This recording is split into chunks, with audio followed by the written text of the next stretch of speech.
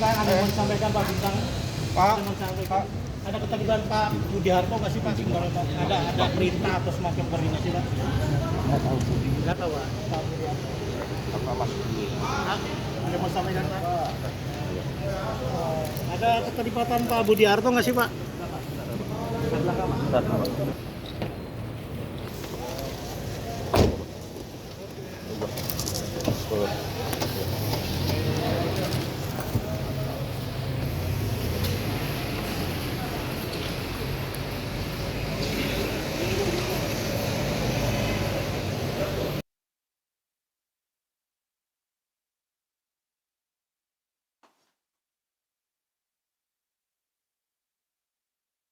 Dalam rangka penegakan hukum tindak pidana korupsi. Baik, pada malam ini kami akan menyampaikan terkait penahanan tersangka dugaan tindak pidana korupsi pengadaan lahan di sekitar Jalan Tol Trans Sumatera atau JTTS tahun anggaran 2018 sampai dengan 2020.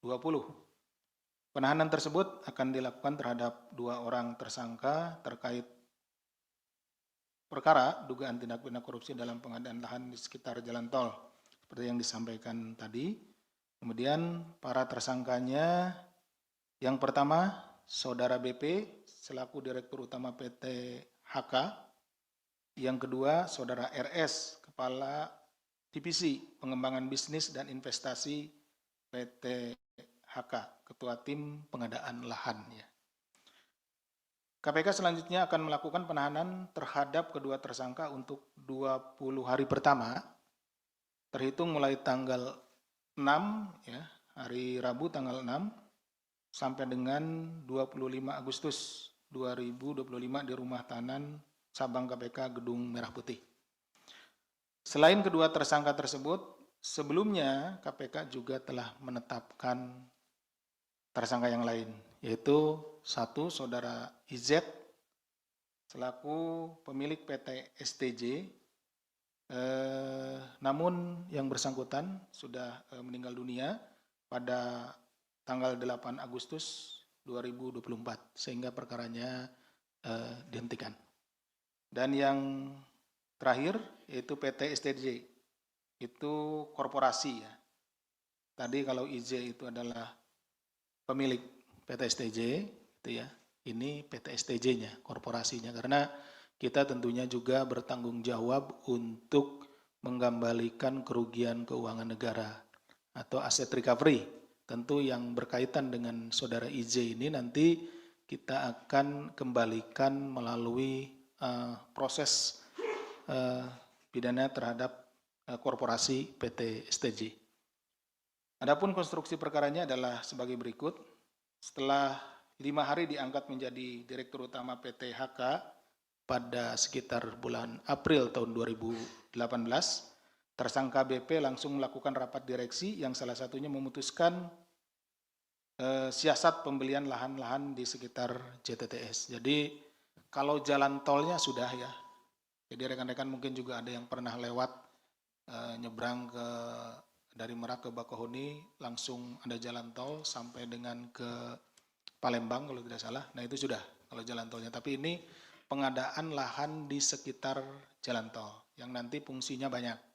Bisa untuk rest area, bisa untuk tempat yang lainnya, wisata dan yang lainnya ya. Seperti itu.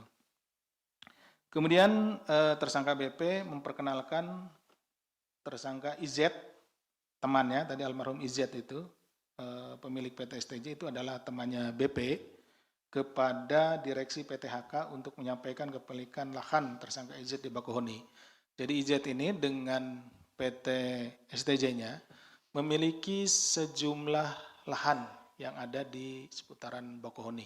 Ya seperti itu. Jadi diperkenalkanlah oleh BP kepada direksi PT HK.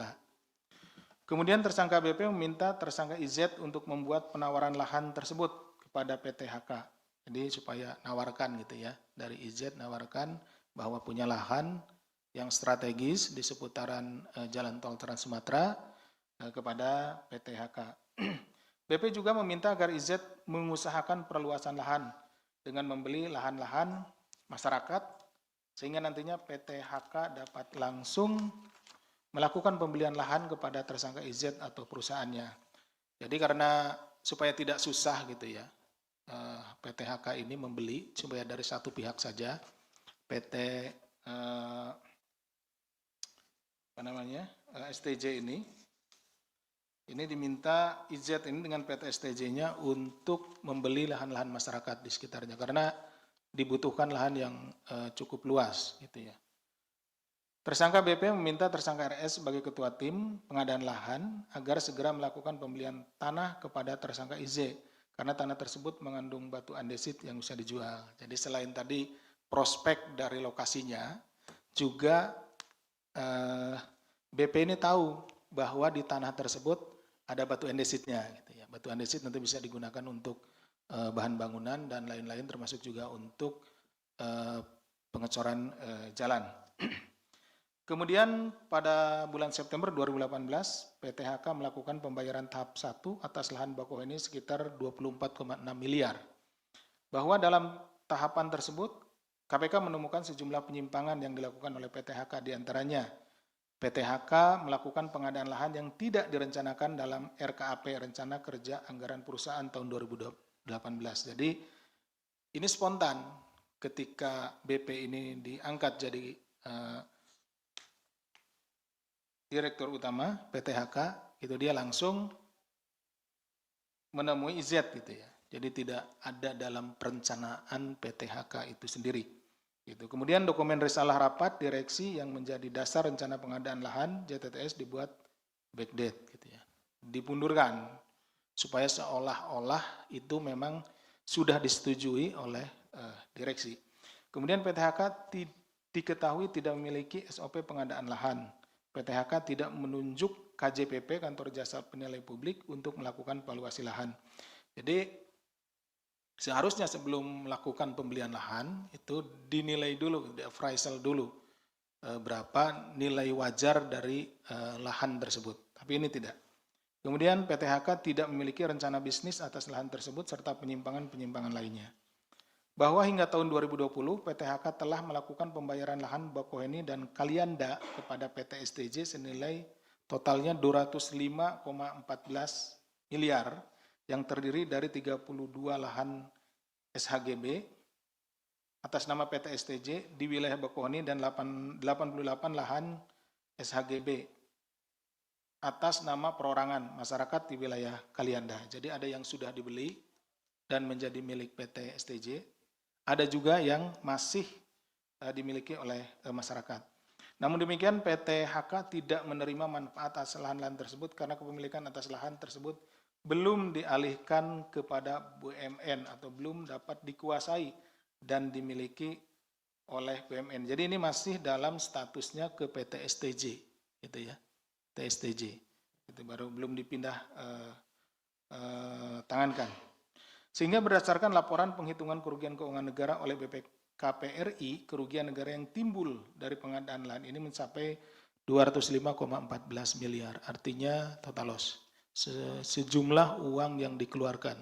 Kenapa? Karena tadi, kepemilikan atas lahan tersebut belum dialihkan, jadi tidak menjadi bagian harta dari BUMN tersebut. Dengan rincian 133,73 miliar dari pembayaran PT HK ke PT STJ, tidak termasuk PPN, atas lahan di Bakauheni dan 71,41 miliar dibayarkan oleh PT HK ke PT STJ yang untuk tanah di Kalianda. Hingga saat ini penyidik KPK telah melakukan penyitaan terhadap barang-barang tidak bergerak dengan rincian sebagai berikut: 122 bidang tanah di Bakauheni dan Kalianda yang menjadi objek pengadaan lahan dan 13 bidang tanah di Bakauheni dan Kalianda milik tersangka IZ dan PT STJ. 1 unit apartemen di wilayah Bintaro, Tangerang Selatan.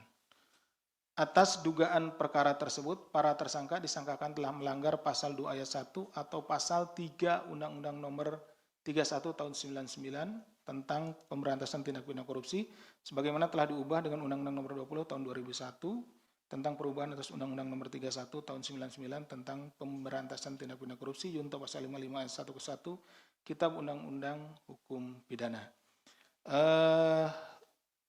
tambahan informasi bahwa dalam pembelian lahan-lahan tersebut masyarakat ada yang belum bervariasi ya pembayarannya.